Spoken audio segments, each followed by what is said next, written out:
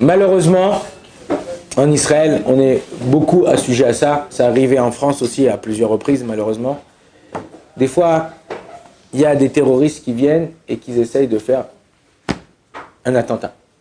Mais non, moi je suis là, je vois le terroriste en train de faire l'attentat. Qu'est-ce que je fais? Je cours après lui. Ouais. Je cours après lui, il se sauve, tata, en courant.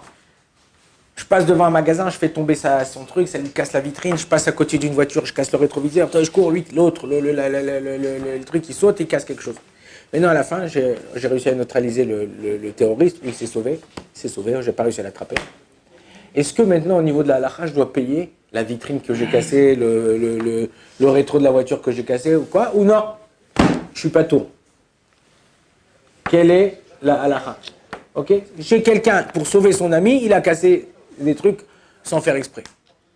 Ou en faisant exprès, il a pris par exemple il avait là-bas des cintres avec des trucs, il a pris un bâton là-bas, il a fait tout tomber, toutes les robes elles sont par terre, il pleuvait, ils sont toutes sales, et il a des trucs. Est-ce que je dois payer ou je dois pas payer?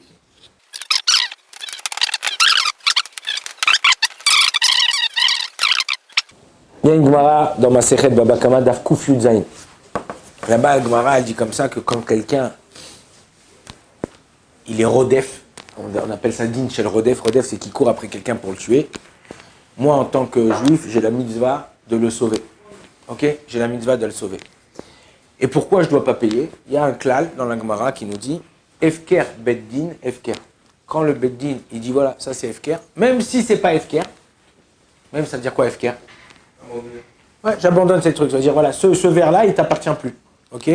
L'État, en France, il a le droit de venir dans un appartement et dit je réquisitionne votre appartement, monsieur Lévy. Pourquoi? Parce que là, on a une mission à faire et tout ça. Monsieur Lévy ferme sa bouche, il sort de l'appartement, il va dans l'hôtel qu'ils lui donneront et il prend l'appartement parce que l'État a une force, même en Israël, l'État a une force de pouvoir prendre certaines choses de force pour sécurité, pour certaines choses. Donc la même chose, le Beddin, il a la force de réquisitionner ou abandonner certains biens qui appartiennent à certaines personnes. Pourquoi? Pourquoi les Chachamim ils ont fait ça? C'est dégueulasse. J'ai travaillé, ça m'a coûté 5 000 € les 10 robes de mariage. Oh, ben, c'est beaucoup 5 000 €, c'est la robe de mariage en général. Ouais, ça m'a coûté machin, et maintenant le Beddin, l'autre il me l'a déchiré, il ne paye pas. Alors c'est vrai qu'aujourd'hui il y a des assurances, tout ça, on peut être remboursé. Mais, pourquoi ils font ça? Parce que les gens ils vont dire quoi sinon? Ils disent attends 2 secondes, je vais aller les sauver. Et puis après, ça va me coûter 20 000, 30 000. Je ne sauve personne, mon frère, je reste sur ma chaise, je reste dans mon fauteuil. Non. Pour pas que les gens ils disent je ne sauve pas, je ne jette pas, je ne fais pas. Alors les Chachamim, ils l'ont acquitté de payer cette chose-là. À partir du moment où tu es acquitté, donc tu dis ouais, moi c'est acquitté, il n'y a pas de problème, je cours, je vais faire tout ce qui est à ma possibilité pour pouvoir faire ce qu'il y a un truc, lo alenu, lo alechem. Je ne sais pas si en Israël c'est très hard, des fois les actes qui se passent. Vendredi. Un autobus, il est rentré à Ramat Gan sur une macolette. Il a blessé ou tué une fille de 25 ans, il a blessé une vieille dame. Ils sont fous. Un accident En tout cas, pourquoi je vous dis ça? Parce que là, tu as la mitzvah, même si tu as une voiture, il y a des gens qui l'ont fait. Ils ont une voiture, ils vont casser la voiture et rentrer. Bon, il y a une assurance, après ça paiera. Mais pourquoi? Pour pouvoir sauver l'autre. Des fois, il faut savoir être conscient de ce qui se passe autour de nous et éveiller ce qui se passe autour de nous. Entre parenthèses, on a terminé la réponse.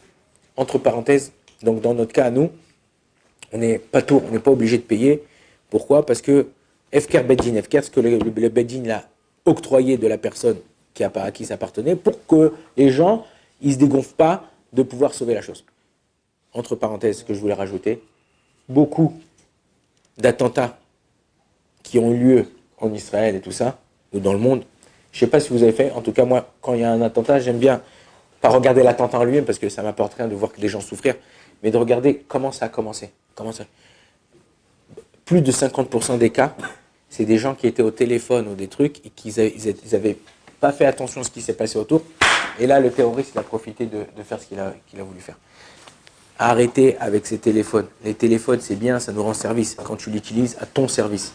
Mais quand c'est lui qui t'utilise à son service, tu as tout perdu, mon frère. Shabbat shalom, au revoir.